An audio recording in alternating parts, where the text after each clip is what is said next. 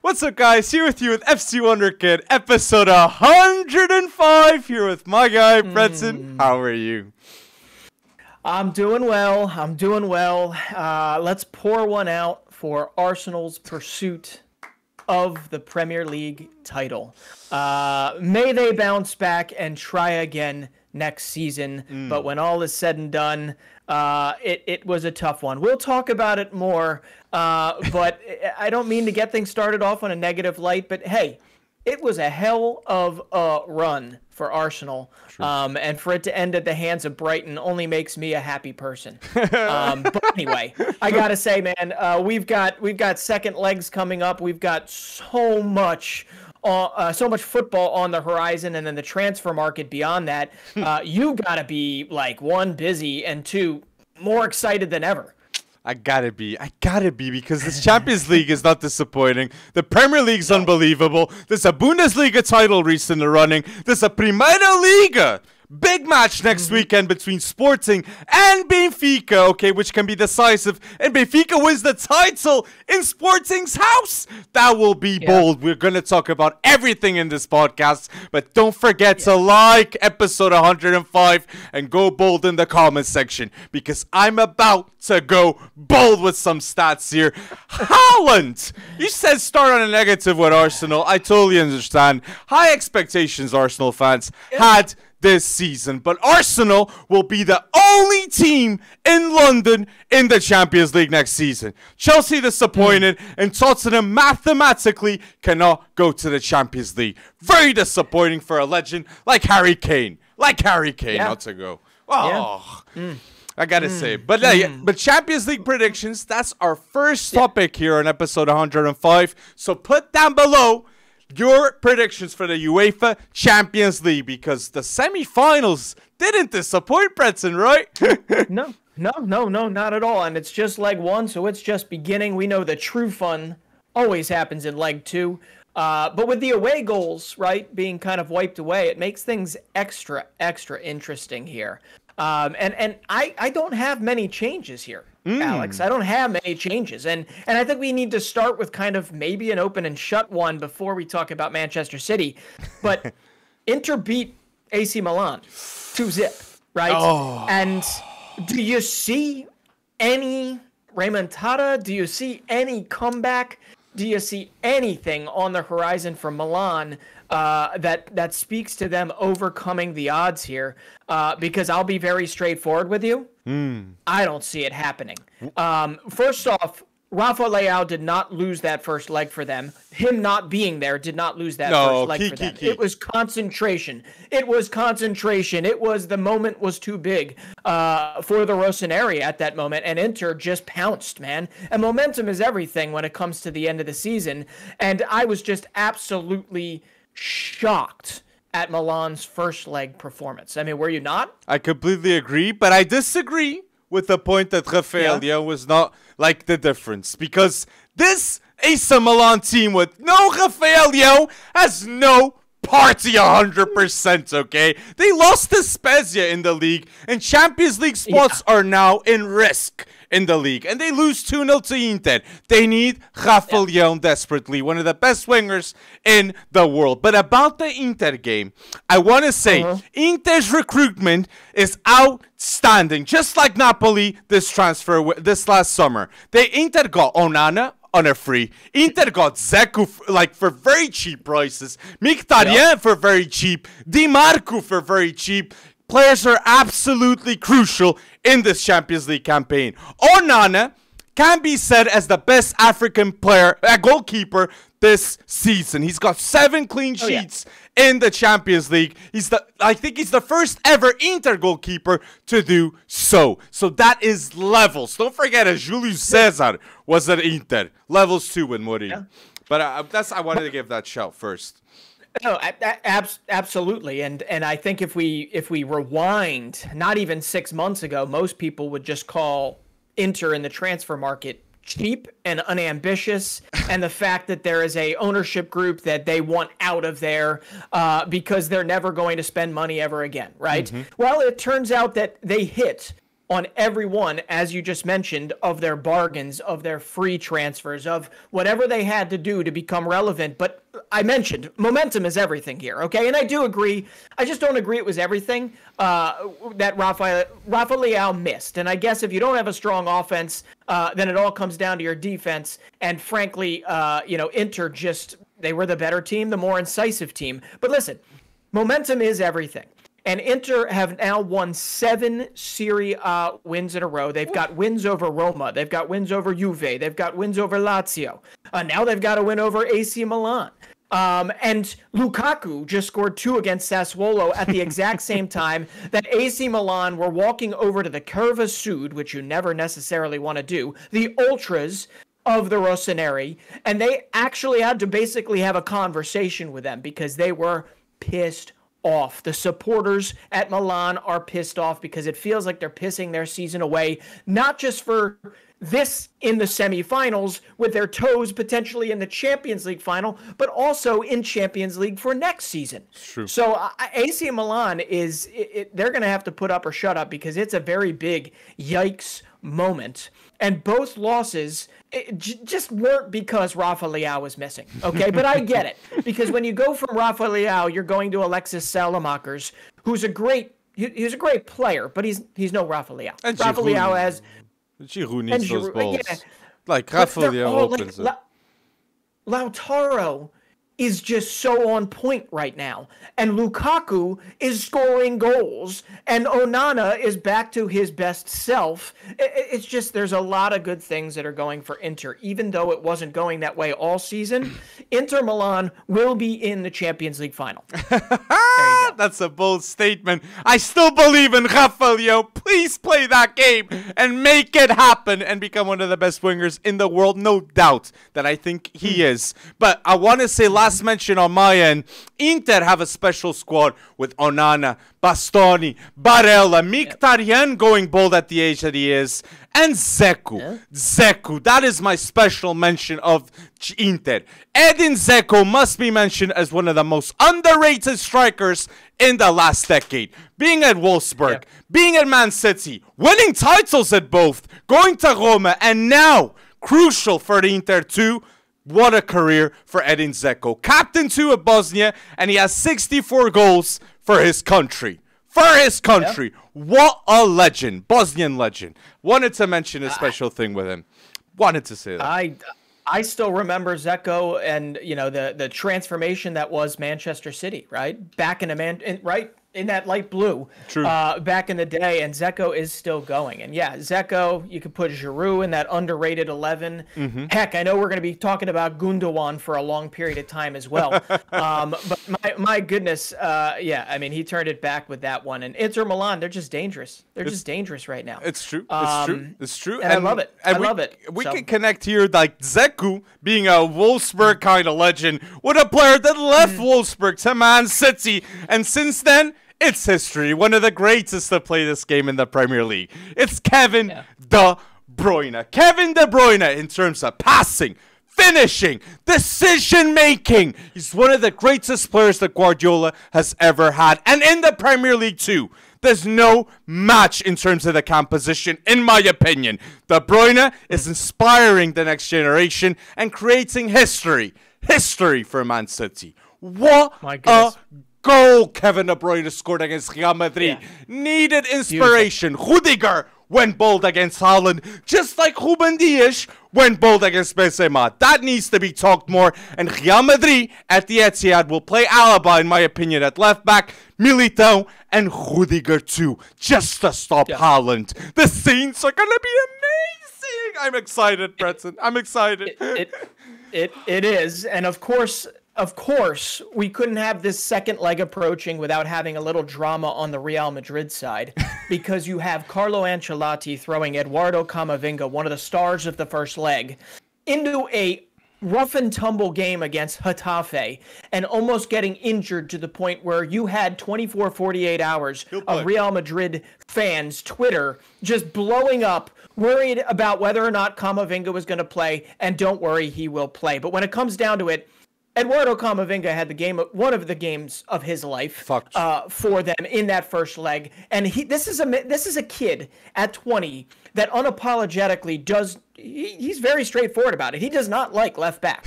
He does not like playing fullback. Okay, and yet he goes in there. He does that full field run, passes it off to Vinny, and Vinny, taking a page, not really because De Bruyne hadn't scored the goal yet, but Vinny with a goal of his own, a thunderous shot from outside the box, but that goal was not happening if it weren't for Camavinga.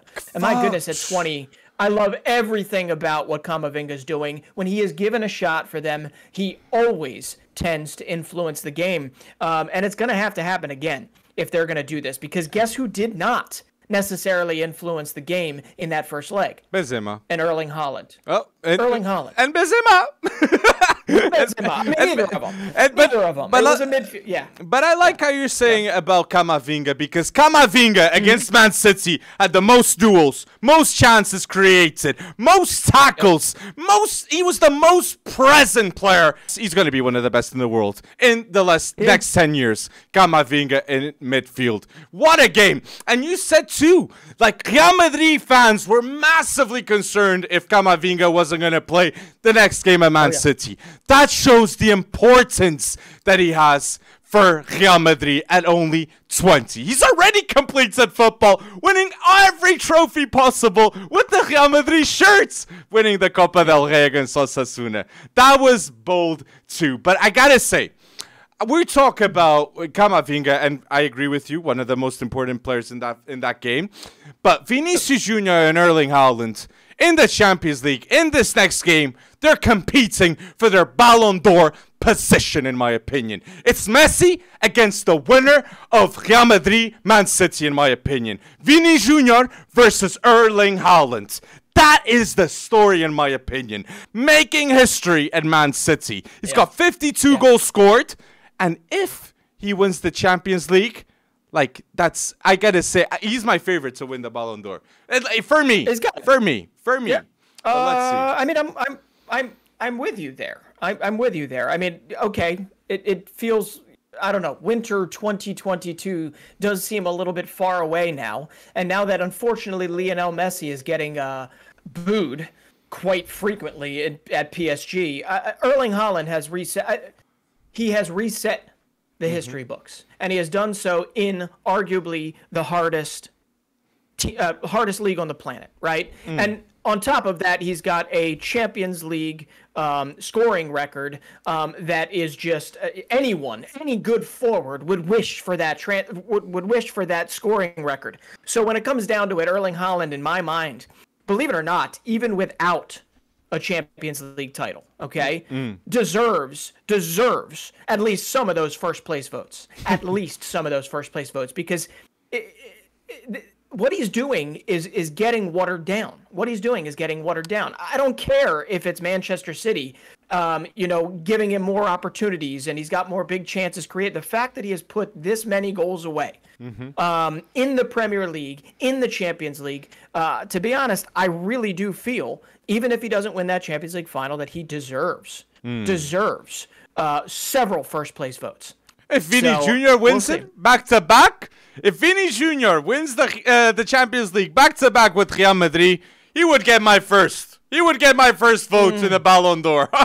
And Erling Haaland too, obviously present. Vini Jr. in his career for Real Madrid, he's got 221 games, 59 goals, and 65 assists. And in all these games, he's won 9 trophies in the meantime. He's 22, and in the next 10 years, this is one of the Galactico legend. This is one of the best Galactico legends in the making. I'm going to say that.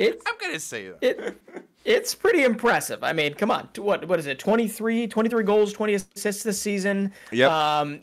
He's been as consistent can be, and yet for some reason, I don't know, the La Liga, just leaving that behind, just getting that. If not winning La Liga was it, I don't know, man. I'm having trouble with it. It's not a problem. Haaland is rewriting record books. Look, and he's going to continue to do so. So I just don't know. I don't know if we'll ever see this, or if Haaland is going to just break his own records every year. But my goodness, if that's not good enough to win the Ballon d'Or beyond what Vinny has done, which is impressive. I don't know, man. I mean, record books, that's got to mean something, right? Vini Jr., in my opinion, is the best winger in the world at the moment. And if he wins the Champions League back to back, I understand Haaland doing greatness, but that would be insane. Vini Jr. this season is making the thought of Mbappe in the future disappear. That's how special he is. And Rodrigo too going bold. That's mad that and Haaland too, like talking to Vini at the end. I would just love to know what they're talking. But let's see. Jude Bellingham going to Real Madrid, joining with Valverde, Tchouaméni, Camavinga. They're going to be dominating with this midfield. Champions League, La Liga, everything. So it's scary times. The future of Real Madrid. Wow. Yeah, well, come back at me when Jude actually signs. I won't believe it until that ink dries. I think Man City won't happen, definitely, though. I think Man City, because the father is very against, reports say that Mark Bellingham, the father of Jude Bellingham, is very against the fact that he would go to a Man City type team. Like, So I think Real Madrid, if they're in pole position right now, in terms of greatness, like that fan that filmed Jude Bellingham, you will win a Ballon d'Or if you go to Real Madrid. That fan is the GOAT if it happens, man. Unbelievable. But there is another team. There is another team within the Premier League that does have the financial capability to sign Jude Bellingham. Who? It's just Manchester United. Chelsea too. I mean, let's be honest. Chelsea too. Manchester United can sign him. Nah, I don't think. I think United should be focusing on a Harry Kane instead. But we'll get to it. We'll get to it with the Man United talk because Erik ten Hag is doing history too. But let me get this straight. So you think in the Etihad, Man City are gonna get it done against Real Madrid? I do. Yes. And Erling Haaland, so pole position for the Ballon d'Or. Yeah. Yeah, and the funny thing is I think it's going to wind up being an Ilkay Gundogan, because apparently he's on a exit tour. He's on a be careful what you wish for when I'm gone type of situation. But Ilkay Gundogan with those goals he scored, albeit against Everton, but those goals that he scored over the weekend were just absolute pearls. And he's just one of those guys that right now he seems to turn it on when they need it. And I think it's going to be Gundogan's show with Haaland as a supporting cast member. But they're going to get it done. Manchester City will go to the Champions League final against Inter Milan, man. I gotta believe in Real with Vini. Come on, Vini Jr. Benzema, show up in the Etihad and go bold in Rodrigo. Imagine if Rodrigo gets another clutch goal. Rodrigo that supposedly has a personal trainer that has a ring on his body that follows every single metric in his body health-wise. That is insane. Insane. But tell us down below. Sorry, yeah. I want to hear below, but just imagine if that happens, right? I mean, Real Madrid will essentially own Manchester City in that essence, right? Every Premier League if this happens once again in the Etihad, if Rodrigo does what he does, or it doesn't even matter if it's Rodrigo. If Real Madrid gets it done at the Etihad, it could ruin Manchester City's progress. That's true. It could ruin because Pep Guardiola wouldn't be happy. But I still think he would stay. Again. I still think he would stay, though. Fair enough. Because the project is more than just that. No, it's got to win the Champions League project. But I think he's seeing the longevity potential with Man City too. But people, tell us down below, what is your thoughts in the Champions League? Who's going to win it? Tell us down below. And who will score the goals? We want to see it. But I want to mention Man City in the Premier League though, Bretson. Because Man City in the Premier League are 11 games in a row winning. This is happening because you got a leader with Ruben Dias. You got Alvarez, Foden, Mahrez. I got to say, 11 wins in a row and 2 wins away to win the Premier League. Big credit to Erling Haaland for going bold with 36 goals. One of the best seasons I've ever seen in the Premier League, especially debut. One of the best. It is the best season that you've probably ever seen. I mean, come on, 36 goals. 36 goals, and he's not even done yet. He's 22 years old too, and it's just absolutely unbelievable. But yes, we all expected this, I guess. We expected Manchester City to come on strong. I mean, we said it. I don't know how much deep down we both believed it. We thought maybe there'd be a trip up along the way, but once the blood was in the water after a couple of those Arsenal draws, you just couldn't see a way past Manchester City lifting this title. And as you mentioned, it wasn't always Haaland. I mean, Haaland scored, right, quite frequently. But you mentioned it was every bit that supporting cast. Grealish has stepped up. Gundogan scoring timely goals. Mahrez scoring timely goals. Rico Lewis dominating a Premier League midfield, albeit against Leeds United when I saw it. But it's just remarkable ownership, right? Remarkable personality, remarkable determination that obviously is all instilled by one person. It's instilled by who? Pep Guardiola. And he expects no less, and he will tell you. My goodness, it's been fantastic to watch. Just as fantastic as it has been to watch City really show the Premier League what they're all about. It has also been as tough to watch Arsenal kind of break down long term, because there are going to be a slew of people that discount the season that they've had when their season has been nothing short of absolutely spectacular. But my goodness, Manchester City enough good things can't be said about them in the Prem. But Guardiola, I don't agree with that statement that you said. You know why? Because Guardiola still hasn't won a Manager of the Month award in the Premier League. It's absolutely mad when you have a player scoring 36 goals, when you're unbeaten 22 games in all competitions, and Guardiola doesn't get a Manager of the Month award in the Prem. Madness. And I want to say, Rodri, once again, showing in the Premier League and in the Champions League that he's one of the best defensive mids in the world. 100% it's between Rodri and Casemiro, in my opinion. So Sergio Busquets-esque Rodri. It's unbelievable that he's with Pep Guardiola. It just matches the style of play. Wanted to give that special credit. Well, how many more points? How many points left? What's the magic number? 2 wins away. 2 wins away. Well, they might one win with this Arsenal loss. Right. But definitely, regardless of that, we both agree that Man City are gonna win the Premier League. And I want to say this too. You mentioned Gundogan. Ilkay Gundogan was the first signing of Pep Guardiola at Man City. The first signing. And he did this. 2 goals and 1 assist. Special game against Everton. And the 2 goals against Leeds. And now it's in his 1300th appearance. 1300th. That's special. The dedication he has for this club. One of the most underrated, not just German midfielders in the Premier League, in my opinion. Yep. Those 2 categories, he's one of the most underrated. And I'm hyped if Gundogan goes to Barca next season. Barca have Gundogan, Frankie de Jong, Pedri, Gavi, developing Pablo Torre, ballers coming up. I'll be hyped up, Pretzel. Champions League, we're coming for it, Barca. But a lot. You don't think Gundogan's it doesn't feel like it fits the vibe of Barca right now? It will. He'll fit. He'll be. It's gonna be mad that it's. Imagine Gundogan being subbed in with a Gavi and Pedri. The quality maintains. That's what Barca need if they're gonna compete Champions League. But let's see. Let's see. Let's see. I mean, I don't know. The thing that.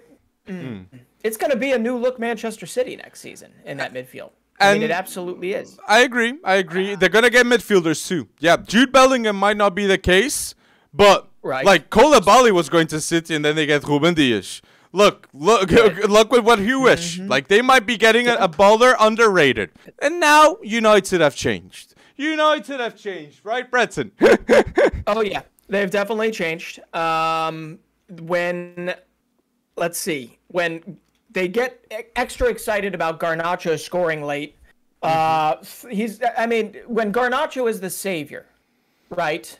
And you're in a Champions League fight. I mean, there's just a lot of change that needs to happen at Manchester United that has not happened yet, right? I know we're looking at what the best first year right? The best first year Yes. for Erik ten Hag in history. I think it's 39 games he's won this year, right? Yes. In Manchester United history. Exactly. Okay, best Erik, first season. That's great. I'm going to tell you right now, to most United fans, it doesn't feel like that.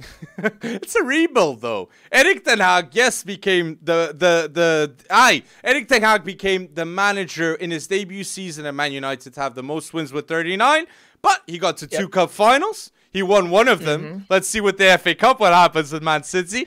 And he made those loans, amazing loans with Anibal Mejri, Amad Diallo. He bets on Garnacho, which gets the extension too. It's the beginning of a new era, a rebuild in this club. And De Gea. De Gea, it wasn't his best season of De Gea, but he's won the Golden Glove of the Premier League with 16 clean sheets. It's absolutely mad that we can say it wasn't one of his best seasons, yet he still has 16 clean sheets.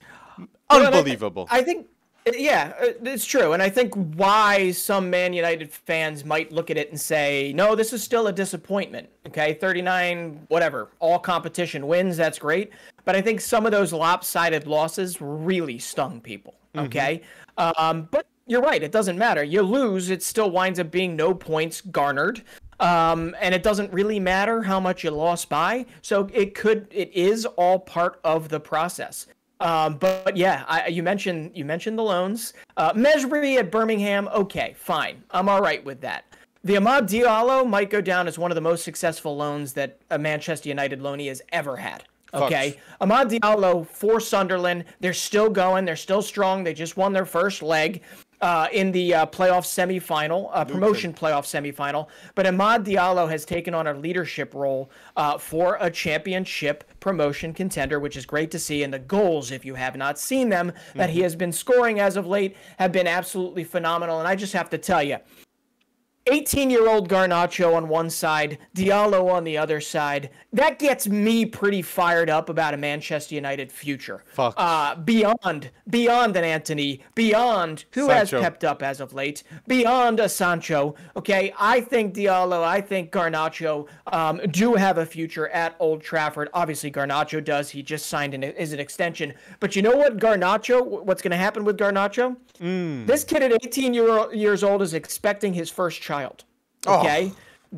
That changes a human being. I don't care if you're 18 years old. We can argue about having a kid at 18. But at 18 years old, that changes a kid. You know what it does? It makes you want to be held accountable. It makes you want to make something of your life beyond football, or to show this child exactly what you're playing football for.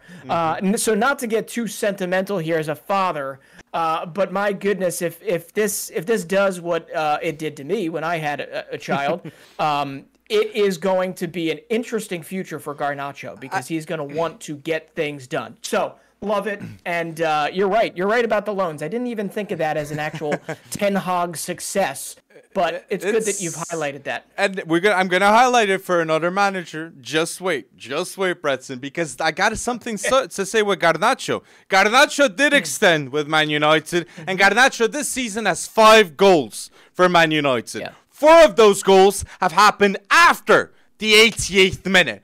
Clutch gene, just like his idol, Cristiano Ronaldo. So I love to see that, Alejandro Garnacho, and keep going bold. And you mentioned Amad Diallo too. Amad Diallo, free kick golazo against Luton, 14 goals scored. 14 goals scored in this loan at Sunderland. It's absolutely mad what this Ivory Coast winger is doing.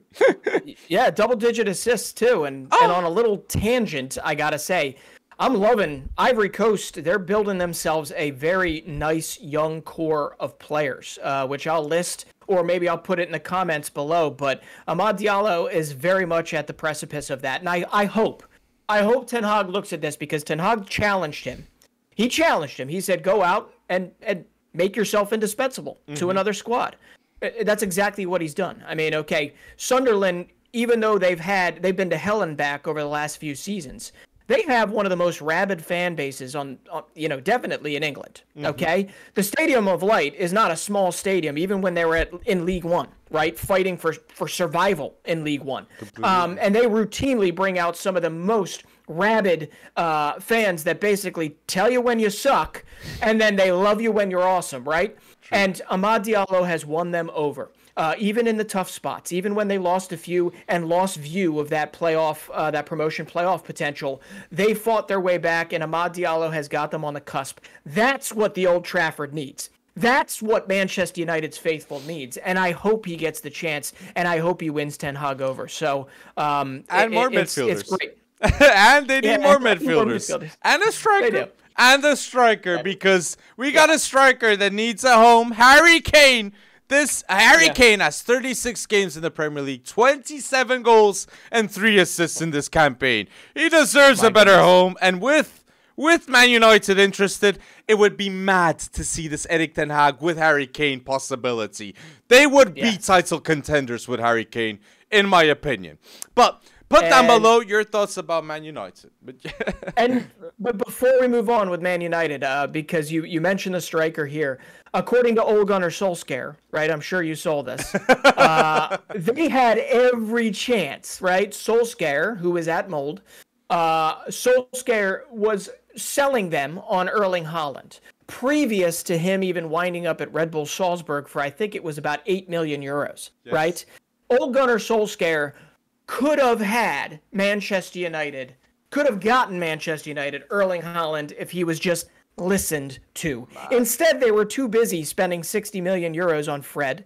They were too busy spending, I don't know, 160 million on Alexis, Lukaku, and Matic, who, okay, the majority of them did not wind up doing a dang thing in a Manchester United shirt. But all they had to do was pony up 4 to maybe 8 million for a lottery ticket to purchase a star in the making that, yes, hindsight is 2020, but if Erling Haaland wound up in that red shirt, my goodness, things would be different. Things would be different in the Premier League right now. He might be a different player too. He might have been a different player too. Could have gone injuries, could have gotten, because the facilities, like Ronaldo said, weren't the best at Man United. And I'll be honest, I think Erling Haaland's pathway was what makes him the player he is today. He learned at Red Bull Salzburg. He learned at Dortmund how to be one of the best players in the world. And now, in Man City, he's confirming the talent that he had shown at Dortmund. I think that was the best thing he could have done. But 100%. His developmental arc has been so on point. That, to be honest, his dad deserves a lot of credit, and his advisory team deserves a lot of credit, because they've always, for the most part, pushed him in the right direction. Whoa, so that's why you're there. 100%. That's why agent fees cost like 50 million to 60, reportedly, as a lot of people suggest. The transfer was 60 million of Erling Haaland, but the agent's fees nearly equal the same price. And with salary, it exceeded. It exceeded 100%. But tell us down below if you agree with our comments right here. But what we say about loans with Man United, we can mention two for another club. And two, at the interest of Harry Kane, is Chelsea. Chelsea have reportedly are going to get 100% Pochettino. Pochettino to Chelsea is confirmed by Fabrizio Romano. And what it would be unbelievable if Harry Kane would go to Chelsea with Pochettino. That would be mad scenes. Mad scenes, because Chelsea desperately need a striker, in my opinion. And why am I saying this about loans with Chelsea? Because Chelsea are going to go through a full rebuild with Pochettino. Players being sold and loans too. In my opinion, Chelsea with Pochettino should loan Lewis Hall, Omari Hutchinson. They should Carney Chukwuemeka. They should loan not Levi Colville, Gaga Slonina. Gaga Slonina should go on loan. Omari Hutchinson, Carney Chukwuemeka, Lewis Hall to improve. If they're not going to play first team, Datri Fofana, that's an excellent shout too. They all have to improve playing first team football like Amad Diallo did at a Sunderland. That's what needs to happen. And Chukwuemeka showed levels at Aston Villa. Imagine Chukwuemeka with Jacob Ramsey right now. Oh, I think about it not nightly, but at least weekly. Okay, because he was on that trajectory. Chukwuemeka really was, and I hope he gets back there. But yeah, you're saying all this great stuff, right? Okay, but I agree, right? They had previously to Tuchel to anyone, right? They've always had a very robust Chelsea loan army. It's only going to get bigger. Why? Because they signed way too many people. And now you're mentioning yet another rebuild that they're going to have to undergo after they've already brought 30 plus people into their roster. Now, Pochettino, okay, has not necessarily been a relevant coach since that. Okay, I get it. He made the Champions League final. That was pretty awesome, but they weren't exactly dominant, right? But the last time that he took a team and made them look freaking amazing, it was, I believe, that 87-point second place Spurs season that in many of the other Premier League seasons, Spurs would have won that year, right? They would have won that year, but not in that season. That was the last time that I remember him being, that was the tippy top, in my opinion. Pochettino has also made Richie Lambert be relevant and be an English international for Southampton. So we all know where he came from. Ricky Lambert, but it's been 3+ years, maybe even 5+ years since Pochettino was who everybody is walking around saying Pochettino is. Okay? Is that too harsh for me to say? Because he's going to have to change as a manager. He is going to have to change. He's definitely going to have to change tactically, and I wonder what's going to happen because it seems tactically he has been passed by since his time at PSG, since he left Spurs. What was that, 3 years? Not even 3 years ago he left Spurs. 3, 4, Mourinho's in the meantime been to Spurs, Spurs ever since Pochettino left, they haven't gotten a grip. They haven't gotten a grip, and they tried Conte, but they didn't trust the man. They gotta trust the next manager, whoever it is. That's the man that makes the transfer decisions for the club.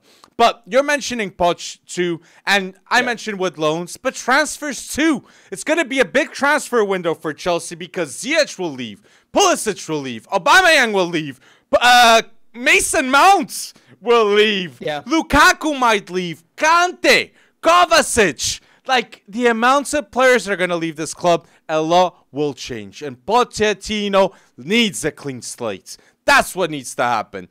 But I'm very curious who they're going to sign. Like, they need a striker. They need a midfielder to be next to Enzo, 100% new midfielder, and another center back. Those are the musts. I get all those needs, right? But, like, the craziest part of that is you just mentioned 6 or 7 players. And that doesn't even clear the surface. That doesn't even clear the board of necessary, I guess, dead wood, you can call it, according to Lampard, according to whoever, But Pulisic hasn't played in a long time, right? Which isn't doing his stock any hurt. It's also not doing it any good. But at the same time, like, unloading, it's one thing to say on paper we need to unload.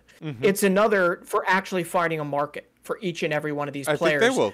unless they're fire sailing, which I don't think is a Todd Bowley attribute. I don't think he's going to fire sail and just ship Pulisic off for 20 million, right? They spent 70 million on Christian Pulisic. I think that will happen. I think he's going to accept it. And in my opinion, though, I think... You think Bowley's going to accept 20 million? I could see Chelsea, these players leaving Chelsea this summer. I could see, as I said, loans. Lewis Hall, Carne Chukwuemeka, Datri Fofana, Gaga Slonina, all on loan. And Omari Hutchinson. And then I could see selling Alamatsu selling Ziyech, selling maybe Lukaku, selling, on a free Kante, Mason Mount. I could see definitely all these players that I referred leaving. But it's interesting. It's interesting. Yeah. Tell us down below who do you think will go on loan, who they're going to sign, what's going to happen at Chelsea. I bet Pochettino signs, which it seems like he's going to. I bet James Ward-Prowse comes to Stamford Bridge. What? Hey, that would be mad. I still think. I don't know though, Bretson.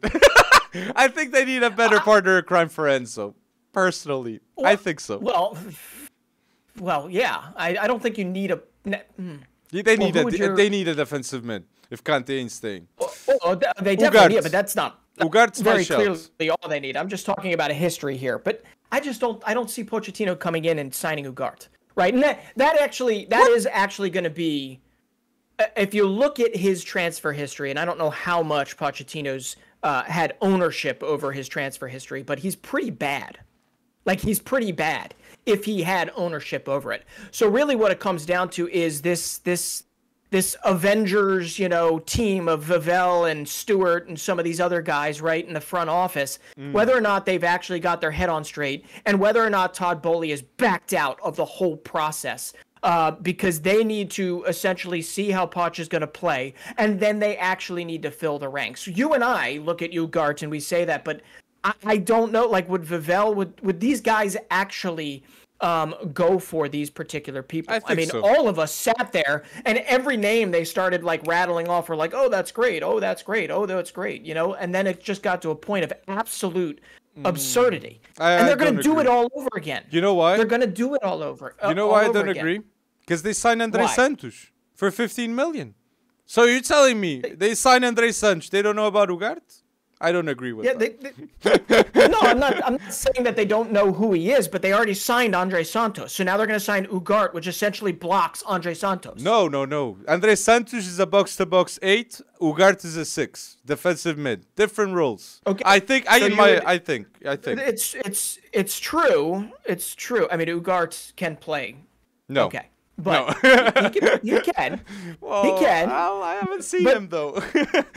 No, but I mean, listen, I think a lot of what has been happening here is the actual, Pulisic, Ziyech, a lot of the people that they've been playing are the people that they were saying that were going to get kind of crowded out by these new signings. And now you've got these new signings, and all the players you just talked about leaving were the players that were not it's very, very confusing, and it's going to happen again. So I'm just confused as to how all of this, it's not going to happen in one transfer window, 100%. Right? We're in agreement, right? And there's not another 200, 300 million to throw around based on now everybody's eyes are on Boehly and on Chelsea when it comes to the transfer market, especially those that want to get them, the FFP watchdogs, if there are any, right?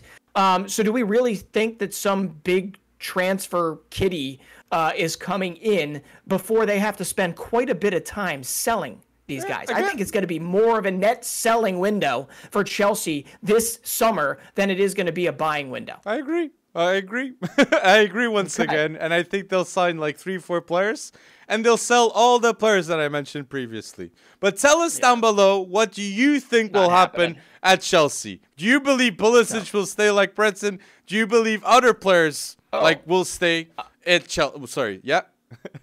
No, I don't agree Pulisic is staying. I think he needs to go. He needs to go wherever he can play. He's been, I think, there's quite a few players that have been mistreated now at Chelsea. But when it comes down to it, I agree that people absolutely need to leave. I just don't think it's as simple and as easy as you're making it out to be. I don't think there's going to be 7-8 players, exiting right away unless, they've got. Okay, all right. I think so. Well, and even Thiago Silva too. Let's find out. Just want to say to the listeners too, when Pochettino went to PSG, he one of his first decisions was to let go of Thiago Silva. That happened. Yeah. Don't be surprised if it happens once again. I don't want it to happen because he's got one more year left. He extended, but it could happen. Let's wait and see. Tell us down below what you think will happen at Chelsea. But we talked about, if we spoke about Man City, it's inevitable mentioning Arsenal. Arsenal caused a heartbreak, especially at the end of the season, to all their fans. But by no means, it's a disappointing season in my opinion. And a philosophy has been implemented by Arteta, and he's only like 2-3 signings away of winning the Premier League. We all feel it and we all can see it. Trust the process, Arsenal fans. Highest expectations they had for this league. Oh my days, especially at the start. Yeah. And Brighton, those draws, man. Hey. Those draws.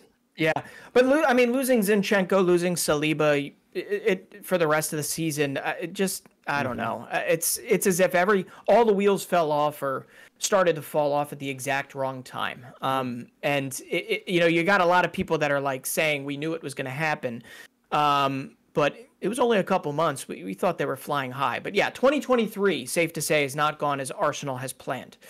True. And I wrestle with this. Do we feel like they're just going to come out of the box as contenders?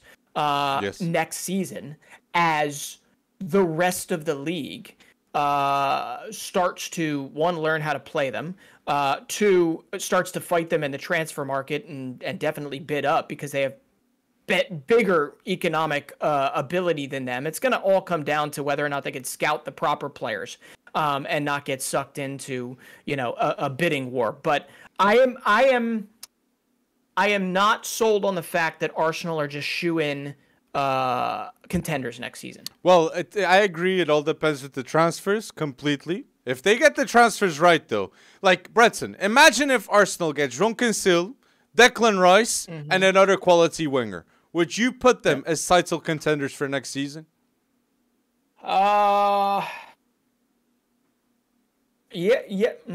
Yes. I don't know. It would be. I mean, listen. There's going to be a reversion of the mean on some of these. I mean, do we really think Granit Xhaka is going to have another, great for his time, for his tenure? Do we really think he's going to have another great season? Is it going to be Jorginho stepping into certain boots? No. Jorginho hurt Chelsea more than he helped Arsenal. Right? I agree. We know I that. agree. Yeah, Right. but that exists. Okay. But I don't want to say about I really think Xhaka. If Arsenal are going to win the league, it's with Xhaka having a bench role. Maximum. He cannot start. A player like Caicedo, a player like Declan Rice, players, box-to-box, proper players, they would make a huge difference, in my opinion, in this Arsenal team. But if Arsenal spend 70 million on Cancelo and 100 million on Declan Rice, I do think they're overpriced transfers. I would pay max Declan Rice 80 million and max Cancelo 50 million maximum. But if they get these two players, they would be two great signings. But 100 million for Declan Rice and a player too much. Reported by Sky, like that is overpriced 100% when you have Jude Bellingham going for the same numbers. What is the price on Camavinga, Pedri, and Gavi if Declan Rice is leaving for those numbers? Mad. Well, they're unsellable. Yeah, they're exactly. And that's what this market has kind of come to, and that's kind of. When it comes down to it, it doesn't seem like Arsenal is going to. Well, this is based on a very limited Arteta, transfer window kind of history. I just don't see them getting sucked into or doing that FOMO thing where you have to spend 100 million on one of these players, and I'm worried for if they do. But I also know that they need to strengthen. I mean, there is an arms race. There is definitely an arms race in the Premier League, and Arsenal's got to keep up. But they've also got, So it really does. It comes down to that transfer window. It comes down to the ethos. It comes down to them staying healthy at the right times. And they need another game changer. They also need somebody to legitimately push Gabriel Jesus at the top. True. They do. And a center back. 100% do. Not holding. Yeah. They need more options. I'm going to say. Oh, well, I know everybody has kind of demonized Holding, but yes, they absolutely need another center back. But I am going to say something that might sound a little nefarious here. I don't think Balogun is that guy to push Jesus. Nketiah very clearly is not that guy to push Jesus. So, yeah, who do you bring into the market? But the market being the striker market is so few and far between that it is going to cost to get a legitimate contender with Gabriel Jesus. Yeah. It is either going to you're going to have lightning strike twice and find another Martinelli for 7 million in the second division or third division in Brazil, or you got to spend big to bring somebody in. And I just don't see them doing that when they have glaring holes that are needed to be filled in that midfield and that center back. It's true. So, and you're mentioning that the name that's reportedly a lot rumored to go to Arsenal maybe is to leave Juventus. And before he went to Juventus, he was rumoredly going to Arsenal too. It's Dusan Vlahovic. That's the big name to compete with Gabriel Jesus, according to a ton of reports. But I still would like to see Balogun getting a chance. Personally, I believe Balogun can make something happen. Better than Eddie Nketiah? I have my doubts. But if it's Gabriel Jesus, Balogun, and Nketiah, I understand your doubts, Breton, because they're not Erling Haaland, they're not Benzema level, they're not Lewandowski, and you need a big-time striker to have a big world-class team. I agree. But loans too, a Balogun, Nuntavage, Lokonga. I'm very interested to see what's in the mind of the Arsenal board with all these players that are on loan. Will they sell them? or will they invest in them in the first team? So let's wait and see. Cedric, he's gonna go. Cedric, he's gonna go. But we're mentioning Arsenal. They lost 3-0 to a team that is not a fluke, in my opinion. Brighton is here to stay. The recruitment is on point. And look at the multiculturalism in this team. Mitoma of Japan, Ecuadorians, Moises Caicedo, Estupinian, Enciso Paraguayan, Buonanotte, McAllister Argentinian, and then you have even Levi Colville English. Like, it's unbelievable to see what the Zerbi's doing, and they deserve what is happening. Again, I'll say it, the best recruitment in the Premier League. Brighton. Yep. Brighton. they are well on their way to European competition. Yes. And they're completely a worthy squad to do it. They also got some, they've had some nasty games in there, right? What was that against Everton? Everton needed that, but Brighton, my goodness, to bounce back and win 3-0 at the Emirates with Julio Enciso, Denis Undav, guys that weren't even really scoring goals for them all season. With Caicedo working from right back again, with Billy Gilmore in there, a cast-off at Chelsea, working in the midfield. It goes to show you that there's a system. It's not quite in interchangeable parts, but people do know what they're supposed to do. And that is really important. And then, yes, the transfer window is all about value. It's all about finding and unearthing and giving people the chance to get it done. And I'm going to tell you right now, and I know you've said this before, but for me, even though Evan Ferguson did not score today for Brighton, there is something about his physicality. There's something about him that is just so close to clicking from a world-class perspective that you see it, and I don't really know how to talk about it well. But Evan Ferguson could be one of the better, obviously Irish strikers, but one of the better, definitely one of Brighton's best youth products of all time, or the best youth product of all time with Brighton. And I know, and it's really, really interesting. I want to see him get a full season under his belt. And continue to get some of the service he's gotten, but some of the stuff that he was doing to those Arsenal center backs, it was beautiful to watch. And we'll see, dude. And to go with what you're saying, Brighton's recruitment's the best in the world because in terms of nationalities, they have the most potential-wise. Brighton's recruitment's on point because the players with the most potential for Ireland is Evan Ferguson. The player with most potential for Ecuador is Moises Caicedo. For Japan, you could say Mitoma 25 is showing mad potential.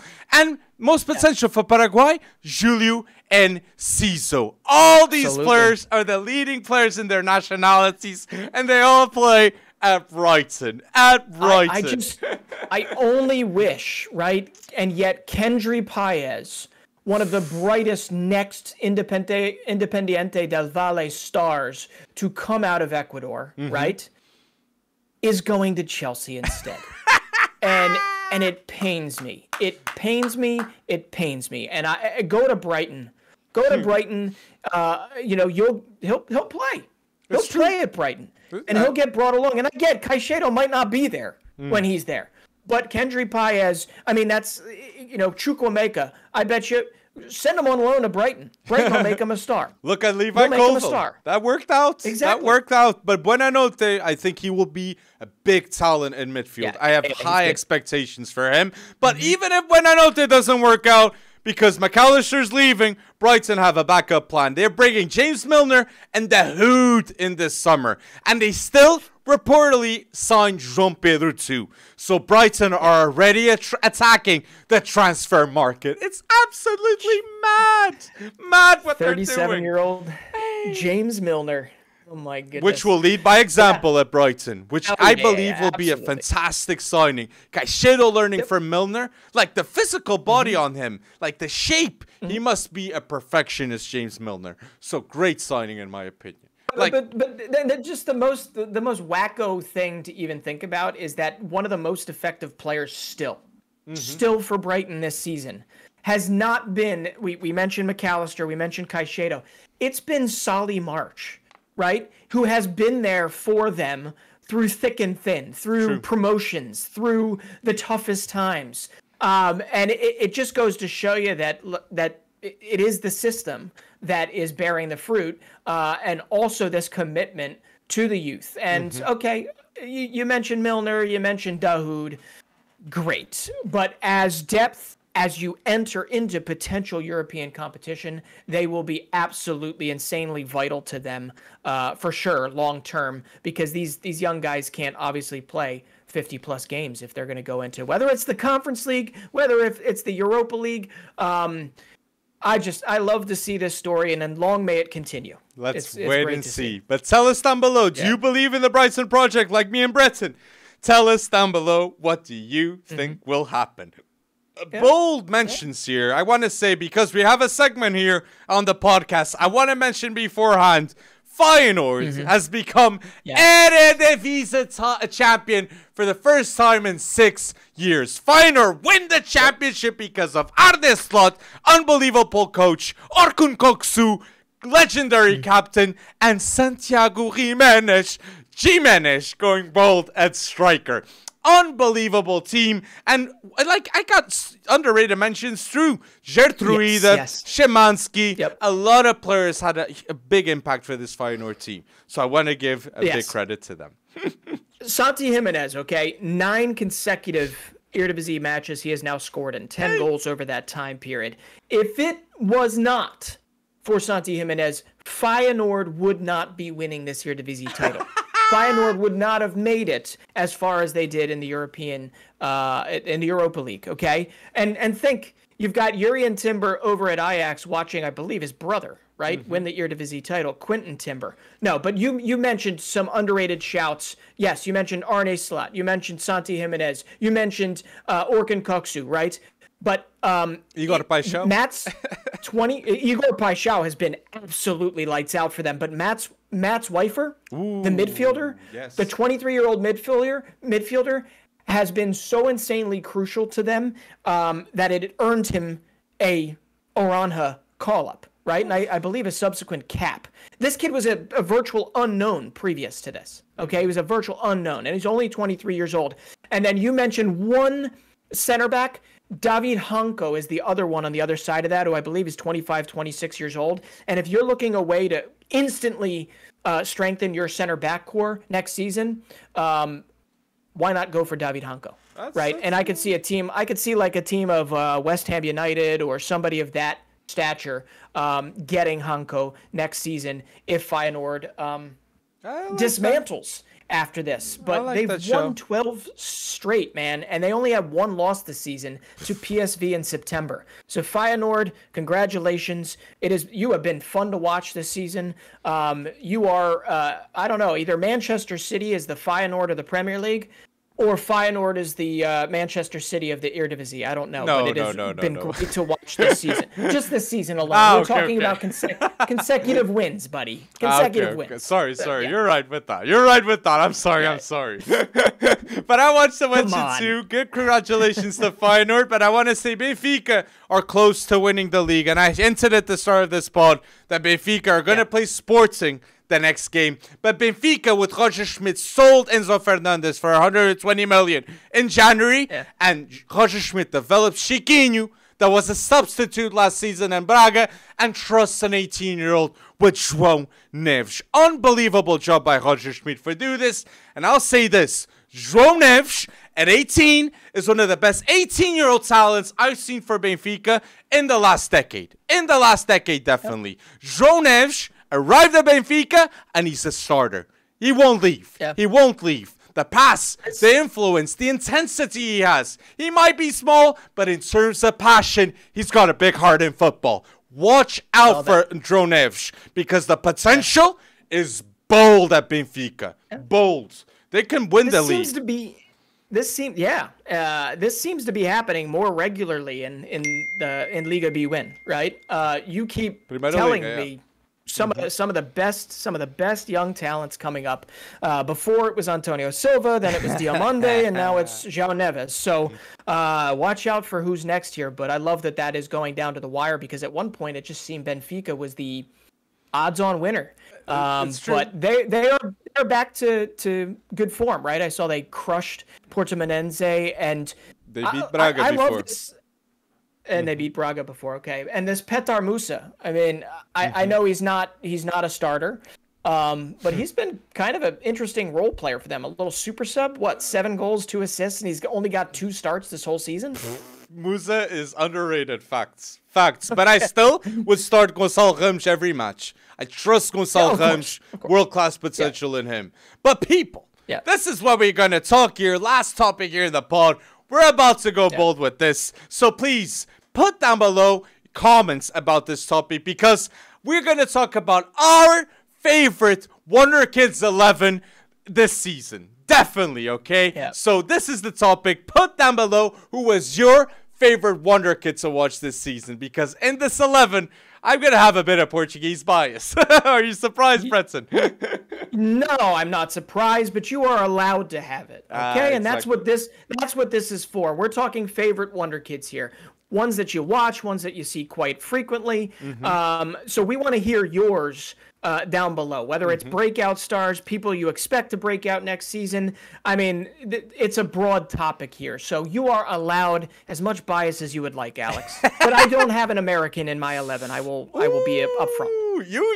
I'm the biased one here, as it seems. I'm gonna say my 11. Actually, I do have an American. Yes. Well, I have a caveat. Okay. My caveat is nobody's over 19. Okay. These are all teens. Okay. So that's one. I do have an American in it. So we'll see here. And goalkeeper. Musa. No. Musa is really, I wouldn't say he's fallen off, but he needs a new club. Yes, ASAP. He has not been very good for Valencia. They'll probably save themselves from La Liga relegation, but he needs a new turn somewhere else. He deserves it. But Musa is not World Cup Musa, so we'll see what happens there. Anyway, my favorite Wonderkid 11 of the season. Goalkeeper, I'm going to have Gaga Slanina just because of his mentality. I'm going to have left back Kerkez. I know you got Balde, but my goodness, I love Kerkez. He's purely an attacker, and he's been phenomenal for AZ Alkmaar. Goalkeeper Slanina, left back Milos Kerkez, center back is Diamande, and the other center back is Antonio Silva. My right back is Rico Lewis. I know he can go anywhere you want him to go. I love his fight. I love his IQ. I love his persistence. My midfield is Arthur Vermeeren for Royal Antwerp. They're in first place right now, and he's a massive reason why. Scored a late game winner against Club Bruges earlier this weekend. Warren Zaire Emery, I've been very straightforward about. I'm obsessed with him. My attacking midfielder is, and this was tough, Arda Güler, because he's butter on the ball. I'm only worried about his physicality, and I want to see more of Arda Güler in the future, and there might be a move in his future, but we'll see. My forwards are left wing, I've got Garnacho because he's just a joy to watch, okay? I loved Andreas Schelderup before he made his move to Benfica because Schelderup had that trajectory at Nordsjælland. I hope he gets back to it at Benfica. Striker is Endrick. Why? Because when he was down and he was not scoring, that kid will not stop. And I hope that never stops in his career because he's going to score a lot of goals in his career. But watching him run around the field, chasing the ball like a Jack Russell Terrier is why I love watching Endrick, okay? Right wing is possibly the best young dribbler in football right now next to Arda Güler, and that is Gianluca Prestiani, who plays for Velez Sarsfield. He is phenomenal. If you haven't seen him, go watch him right now. I think he's 17 years old. I don't think there are many better dribblers. And I mentioned a lot of smaller kids, okay? Why? I'm a small guy. When I play on the field, it's me running circles around you even though I have little to no technical ability whatsoever, okay? And I have nothing else to offer but the fact that I can run forever. Literally everyone on this except my center backs are like engines. Like Zaire Emery, not a big guy. Güler, not a big guy. Garnacho, not a big guy. Endrick, I love these players, and I'm going to be watching them in the future. But there's so many that you could put here. You mentioned Balde. I want to. Yeah. I say Nunes because Nunes is my favorite left back in the world. Special player. Yeah. Seeing him at Sporting when he was 17, I just love him. Yeah. But I say the same about Gonçalo. I've watched Gonçalo play since he's 17 too, and Gonçalo Ramos, by no surprise, is the top goal scorer in the Portuguese league with 18 goals. He deserves everything that is coming from him: work ethic, talents, and dedication. Gonçalo Ramos is the real deal. He's the real deal. Whoever gets him is lucky, in my opinion. Gonçalo, bora, continua, Gonçalo Ramos. But I put Nunes, but I wanted to say Alejandro Balde, though. I want to give a credit to Balde, because it's mad that Xavi Ball has Balde, Pedri, and Gavi winning the league, and the max age is 20. These players are starters, and they win the league. Xavi, thank you for trusting the youth, and keep going bold, because in the Champions League we will do that with these type of players. Want to give those special shout. Want to say and the whole reason I shouted out Kirkes was because I thought you were going to pick Alejandro Balde. And I know your heart, Alex. I know. I mean, you've been nothing but high up even before, even when he was making his first starts. You were pretty high up on Alejandro Balde.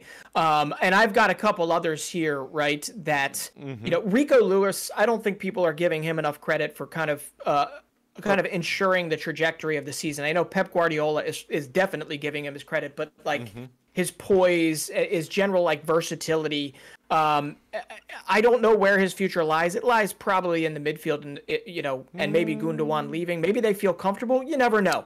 But it is a testament to okay, Rico Lewis gives City Academy stars, City Academy players another hitching post, right?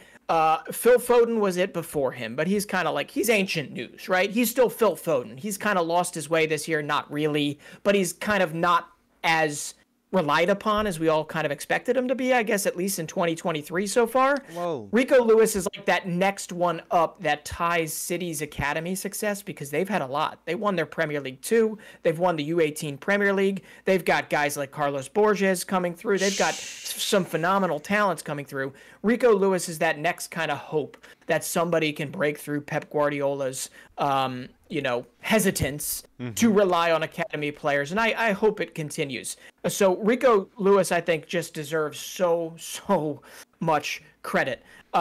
With that said, yeah, go ahead. Sorry. And I said Antonio Silva, and I want to put this on tape. Only Joško Gvardiol, under 21, is the only center back I would pick ahead of Antonio Silva.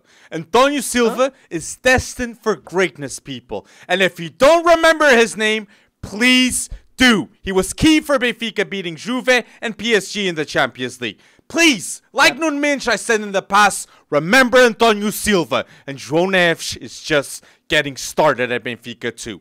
Start bench cell with Scalvini, Antonio Silva, and Levi Colville. I would start Antonio Silva. I would bench Scalvini, and I would sell Levi Colville. All three are amazing, but I would do that. Yeah, I would do that. I'm glad you mentioned Scalvini, but listen, here I'm going to say something that is I'm purely biased here. There is a young center back that will be coming to Benfica relatively soon. His name is Joshua Winder. I 100% hope Antonio Silva better be ready to impart all and any knowledge to him because he has all of the physical capabilities. I mean, he's kind of Ousmane Diomande in that type of regard. And he's working on all the other stuff. He's a decent ball player, not as good as Diomande is for Sporting. But Antonio Silva, just give him everything you can. Give him everything you can, because he's a young kid going over there. He has not even played in Major League Soccer. He's in the USL Championship playing for Louisville City. So he's making a leap. Yeah, he will. But I'm hoping that some stuff rubs off on him, right? Come on, Antonio Silva, give him what you got. But other mentions before we move on. Why do I say he'll play Benfica B? Because Benfica have Morato still there. They'll have Tomás Araújo coming back from loan at Gil Vicente. Very good loan. Right. And Antonio Silva too. But Winder, excellent player. Very fast, I've seen, and physically strong. So great mention, Breton. Great mention. So a lot of these players, I do have to say, we've got the U20 World Cup coming up. Okay, there's a problem to this U20 World Cup, which I believe starts May 20th.